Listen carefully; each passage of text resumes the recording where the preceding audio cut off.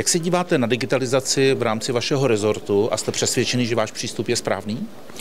Pro nás je to základní nástroj k tomu, abychom dokázali zkvalitnit naše služby, abychom je dokázali dostat blíže občanům, abychom také dokázali významně ušetřit a myslím si, že se nám to postupně daří. Významně ušetřit se dá nějak kvantifikovat? Dáme vlastně všechno, cokoliv děláme u nás v rámci digitalizace, tak si opravdu počítáme. Co nejsme schopni spočítat, změřit a vidět jasný výsledek, tak to vlastně neděláme. A myslím, že takhle by to měl dělat každý privátu i ve státní sféře, takže my dneska víme jednoznačně, že jsme dokázali ušetřit zhruba 700 FTček, zhruba dalších 1600 jsme vlastně nemuseli vůbec nabírat za ty více jak 2 roky. To znamená, máme opravdu na každé agendě naměřeno, co nám to přináší za úspory na lidech, co nám to přináší na zlepšení toho přístupu, zrychlení třeba té agendy a podobně.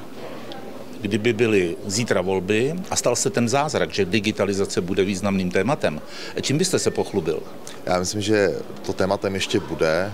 Pochlubil bych se asi tím, že dneska zhruba už máme za sebou 1 milion lidí, konkrétních, unikátních lidí, kteří na úřad nemuseli, kteří si agendu, kterou řeší s naším rezortem, Ministerstvem práce a sociálních věcí, vyřídili z domova na několik kliknutí z mobilu, z tabletu a zároveň také vlastně díky tomu děláme celou revizi dávek sociálních, díky které samozřejmě ten systém bude daleko blíže občanům a bude třeba i pomáhat lidem, kterým dneska úplně pomoci nedokážeme.